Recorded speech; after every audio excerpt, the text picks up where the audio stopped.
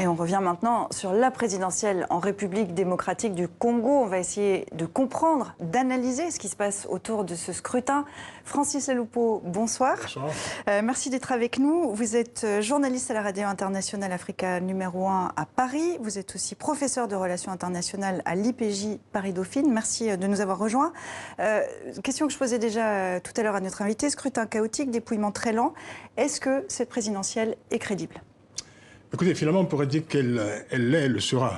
Elle était, évidemment, ces élections étaient chaotiques avec tous les dysfonctionnements que l'on sait, toutes les défaillances qui sont imputables essentiellement à la commission électorale, à la CENI, la commission électorale indépendante. Mais tout cela, finalement, aurait été contrebalancé par la très forte mobilisation des électeurs.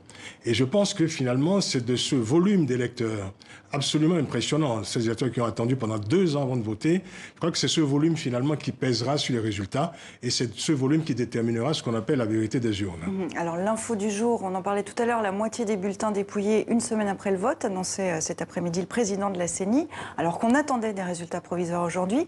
Comment vous l'expliquez ? Écoutez, on ne finira pas à penser que cette commission électorale qui a battu tous les records en matière de report d'élections finira par battre bientôt le record aussi en matière de report de résultats d'élections. Parce que finalement, on a d'un côté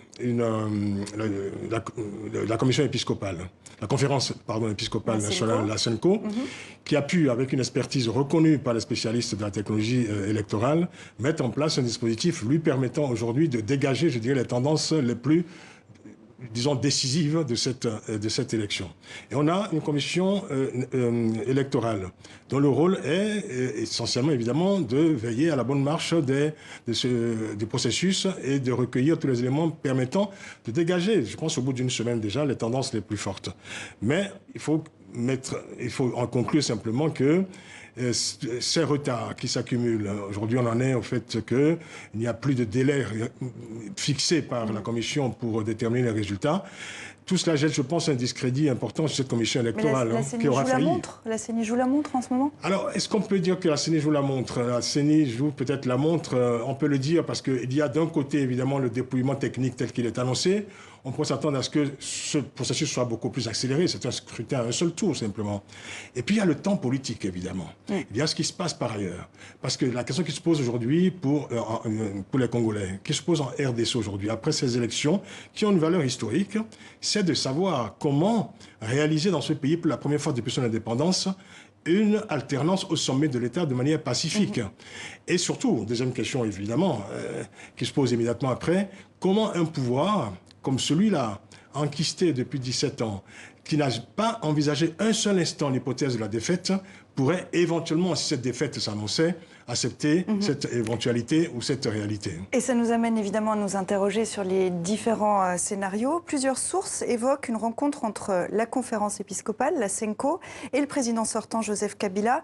Est-ce que des tractations politiques sont en cours, clairement ? Alors, est-ce qu'on pourrait parler de tractation oui, le mot est juste, mais je pourrais employer un euphémisme en disant qu'il y a certainement des négociations, il y a des discussions, il y a des contacts en cours.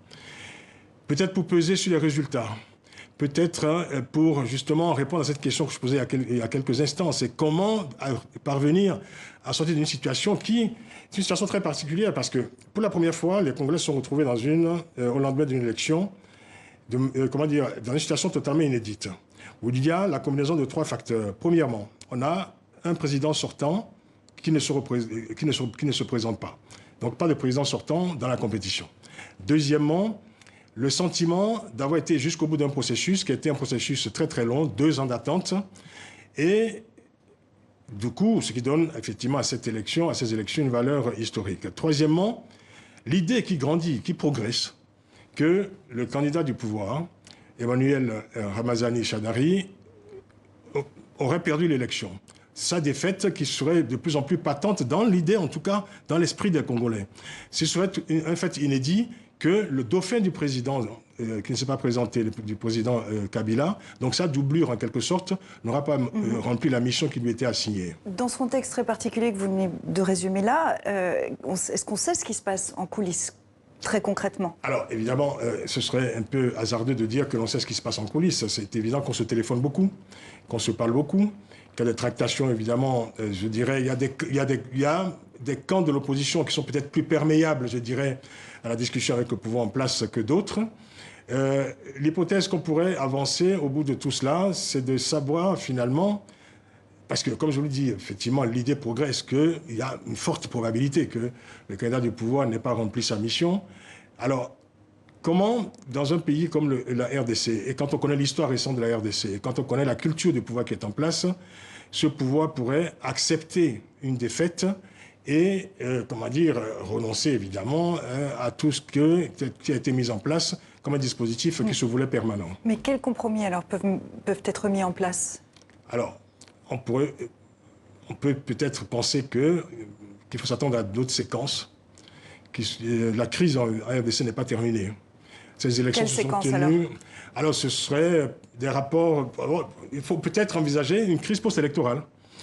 Alors, la question de savoir de quel camp viendra la crise post-électorale. Est-ce qu'elle viendra du camp du pouvoir? Si la CENI, je dirais, dans un geste de bravoure extraordinaire, énonçait évidemment un résultat qui ne serait pas conforme aux attentes du pouvoir, on peut imaginer également que l'opposition déclenche le moment venu aussi une crise post-électorale si jamais ce qui est énoncé, ce qui sera énoncé par la CENI dans les prochains jours, ne correspondait pas à ce qu'on appelle la vérité des urnes. Mais il y a un veilleur, il y a une vigilance, il y a une vigie, je dirais, c'est la SENCO. La SENCO, l'Église catholique, qui aura joué un rôle déterminant au cours de cette crise et qui aura mis en place un dispositif d'observation exceptionnel permettant aujourd'hui de garder un secret. Mais jusqu'à quand ce secret va être gardé ? Merci beaucoup, Francis, pour cette analyse. Merci d'être venu sur le plateau de TV5 Monde de ce journal Afrique. À très bientôt.